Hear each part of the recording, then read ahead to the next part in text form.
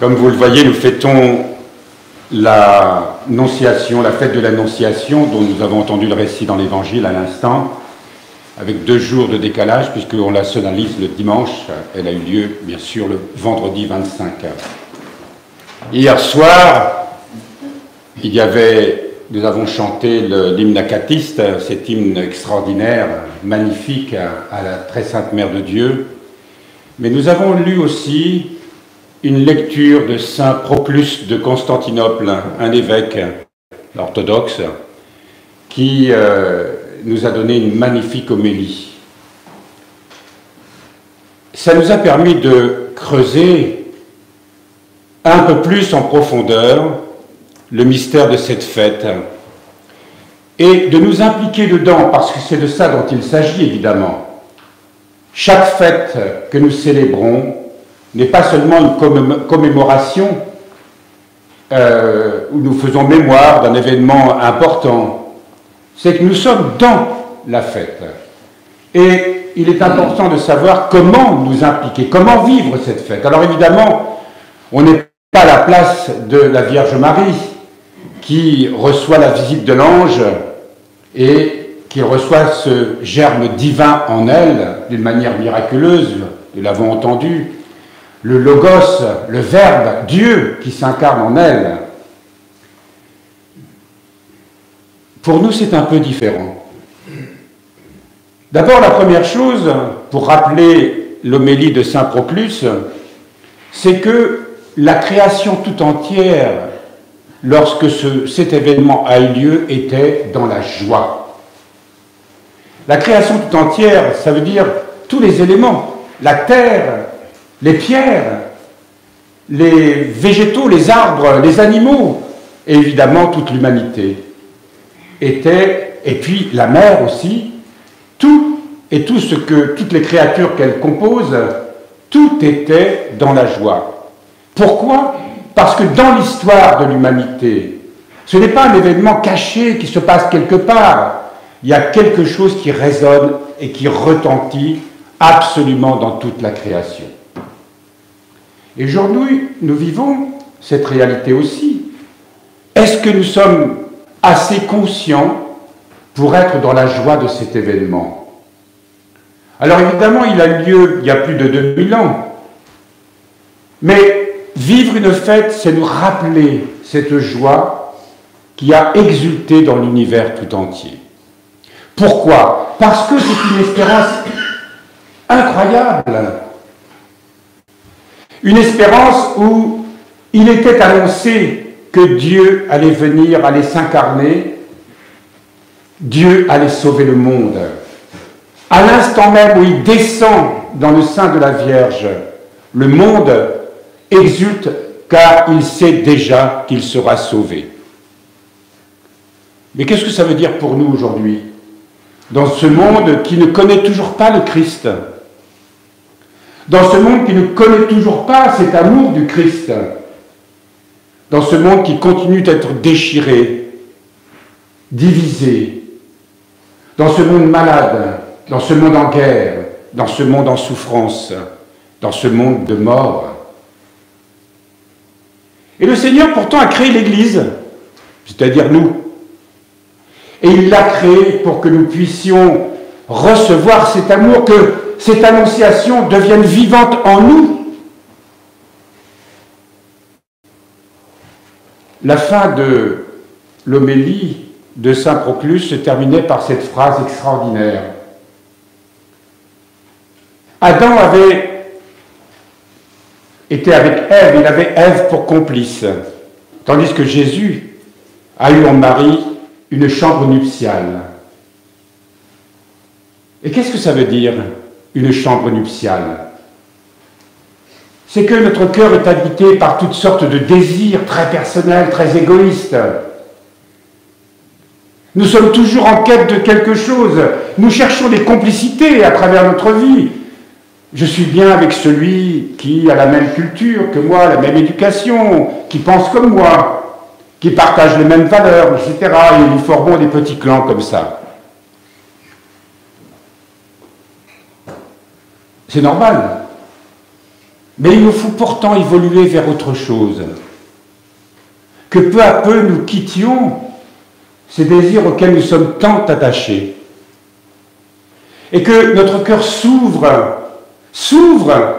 au soleil de l'amour divin, où il faudra justement abandonner, renoncer à tous ces désirs. Devenir, à travers ce renoncement, un miroir parfait de la lumière céleste, un calice parfait, réceptacle de l'amour divin. Voilà à quoi nous devenons une chambre nuptiale, où il y a ces épousailles entre nous et Dieu, entre notre âme et le Christ. C'est là que nous entrons dans un mystère, dans quelque chose qui doit se révéler peu à peu à nous, guidés par l'Esprit Saint, enseignés par l'Esprit Saint.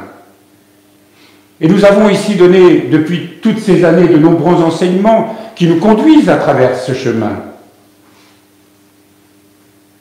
La Vierge Marie, si pure, si immaculée, a accueilli la parole de Dieu, qu'il me soit fait selon ta volonté. Est-ce que nous pouvons dire en ce jour, Seigneur, qu'il me soit fait selon ta volonté, guide-moi, fais de moi une chambre nuptiale. Et la chambre nuptiale, c'est le symbole de la pureté. C'est le symbole du don absolu de Dieu et du don absolu de soi à Dieu, en même temps du don absolu de Dieu pour moi. Quel mystère! Quel appel retentit en nous pour nous inviter à ces épousailles mystiques. Et aujourd'hui, le miracle qui se passe à travers cet événement que nous célébrons, nous sommes invités à le vivre d'une autre façon, certes. Est-ce que nous accueillons le Christ dans notre cœur? Parce que lui ne cesse de gémir son amour à la porte de notre cœur. Est-ce que nous l'entendons? Mais il suffit d'un instant de silence où nous faisons taire nos désirs, nos pensées, pour sentir sa présence et peut-être entendre le murmure de cet amour qui chuchote à l'oreille de notre cœur. La très sainte Vierge Marie était toute ouverte à cette réalité, et la voix de l'ange pour elle était facile à entendre.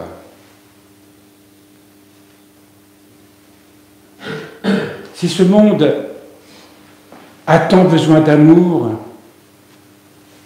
c'est que l'amour n'est pas aimé. Saint François le disait. Saint François pleurait en disant l'amour n'est pas aimé. Il parlait évidemment de l'amour de Dieu. Nous sommes attachés à une multitude d'amours, à nos amours égoïstes, centrés sur nous-mêmes, cherchant la satisfaction de nous-mêmes. Mais cet amour dont parle Saint François, est-ce que nous l'aimons? Est-ce que nous avons le désir de l'aimer? Lui qui cherche à nous joindre à chaque instant, lui qui nous appelle à chaque instant, lui qui nous murmure les secrets de son amour à chaque instant, à travers la création, à travers tous les méandres de notre psyché malade. Il frappe à la porte de notre cœur et nous n'ouvrons pas. Et pourtant, il suffit d'ouvrir un peu, juste ouvrir la porte, qu'il y ait simplement une petite fente, une petite ouverture, et aussitôt la lumière de l'amour entre dans notre cœur. Et ces simples rayons de lumière déjà nous illuminent et nous ravit, et nous transportent dans une paix, une joie indicible. Juste un petit rayon. Il suffit d'ouvrir un peu son cœur.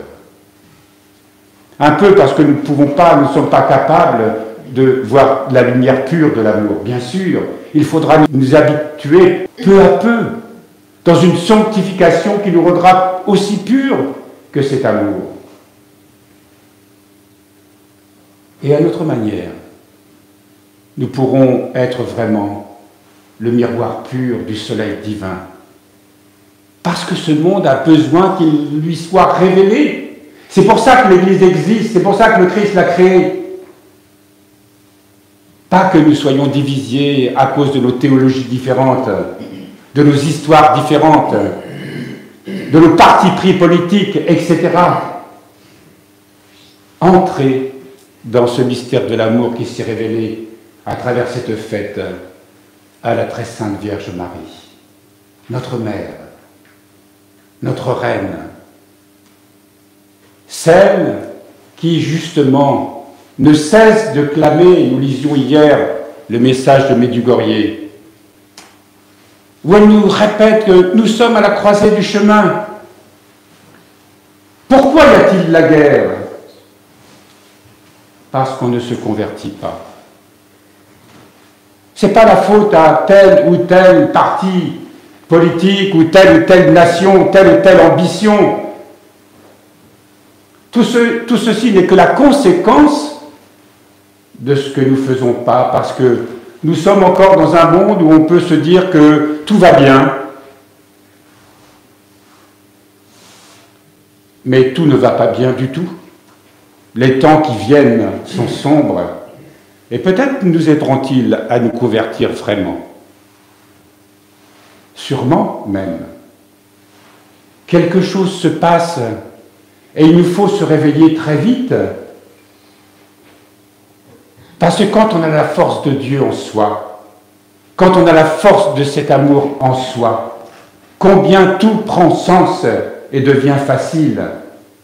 Et alors nous pouvons être des acteurs, des apôtres de la paix.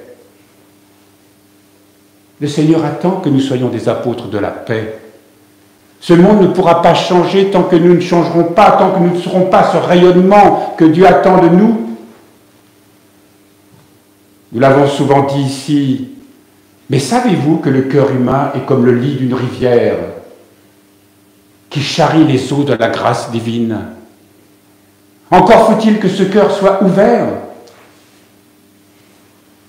À travers un cœur ouvert, la lumière de Dieu passe et coule et se répand sur le monde.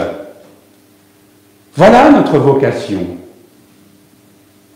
Et ensemble, parce que nous sommes ensemble ici ce matin, le Seigneur nous appelle encore, la très sainte Mère de Dieu nous appelle encore. Venez à moi, mes enfants, ouvrez votre cœur. Les choses sont tellement plus simples que vous ne le pensez. Et pour rappeler une parole que Monseigneur Maël nous avait donnée, observons la feuille à l'automne qui se laisse emporter par le vent. Observons le brin d'herbe qui se laisse agiter par le vent, souple. Tout autour de nous nous donne des exemples de ce qu'est cette ouverture intérieure. Il suffit de faire silence, d'entrer dans ce temps de Dieu où tout se révèle à nous, où tout nous est donné, peu à peu. Le chemin peut nous paraître parfois difficile, c'est parce que c'est notre nature qui résiste, qui ne veut pas se laisser entraîner dans ce chemin. Mais Dieu le sait, et il nous donne la force. Il nous donne le discernement. Et il nous donne la joie pour le faire, même au cœur de la tribulation. C'est ce que saint François et beaucoup d'autres appellent la joie parfaite. Au sein de cette liturgie, ce matin, quelque chose de particulier nous sera donné. Est-ce que notre foi est assez forte pour dire « Oui, je crois, Seigneur, que ce matin, quelque chose, tu me donneras quelque chose ». Lorsque nous allons recevoir le corps et le sang, la vie de Dieu même, quelque chose va nous être donné pour ouvrir un peu cette porte de notre cœur. Et que, à partir de cet instant, commence pour nous une merveilleuse aventure. Et pas seulement personnellement, mais ensemble, ensemble, marchant vers la lumière, et ensemble, nous donner le sentiment de servir, parce qu'il n'y a rien de plus beau dans ce monde que de donner, donner sans limite, donner inconditionnellement, donner parce que plus on donne, plus on reçoit. Tel est le mystère même de l'amour de Dieu.